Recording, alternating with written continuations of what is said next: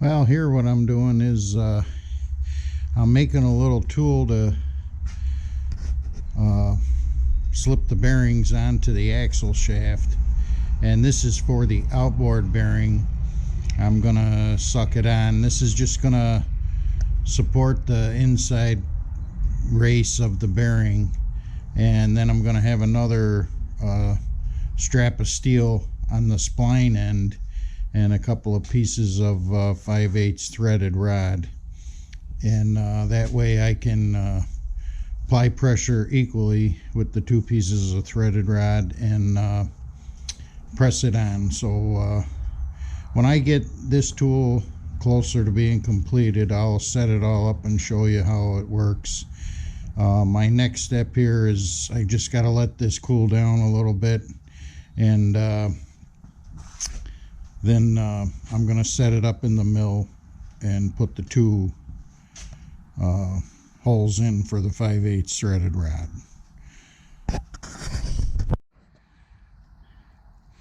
I also got this going on outside too. I'm finished cleaning up the right side axle housing. I just brought it out here on the workbench, and I just sprayed it all down. I'm gonna let it soak in good, and then we'll clean her all up. And there's a lot of, this is the side that had the slow leak, so I'm gonna have to clean all this gunk off and get her not looking like new, but as good as new. So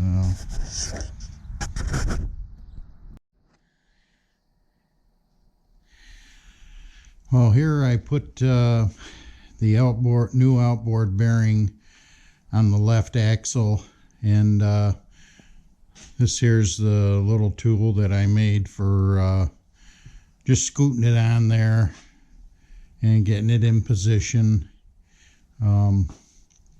It will be located with the inboard bearing on here, and then when it's put into the axle housing, the cover that has the seal and the felt in it will push on that and actually locate that into position. So it's real close to its final position.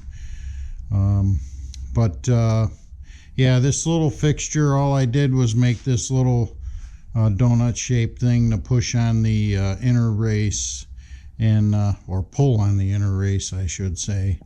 And then I made a little strap back here on the back, and I used the actual bolt and big huge flat washer that holds the axle to the bull gear, and that just held the strap up.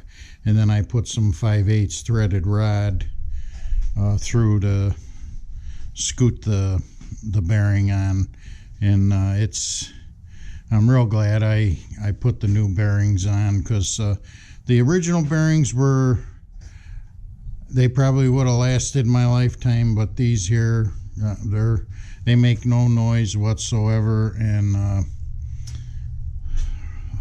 you know, I'll know that it's got good bearings in it when I'm running it. So yeah, that's the little tool I made.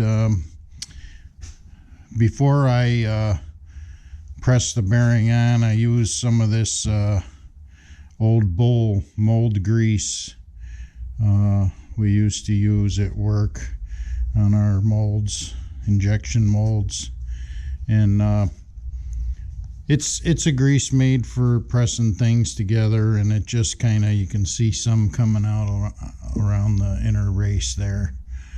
But yeah, pretty excited to start getting these back together, and real glad how the little puller worked. And so hope that gives you some ideas. And I know you could bang that on with a brass punch, but I just not a big fan, if I don't have to, of banging bearings on and off. But Hopefully you enjoyed this little video clip. Thank you, and bye for now.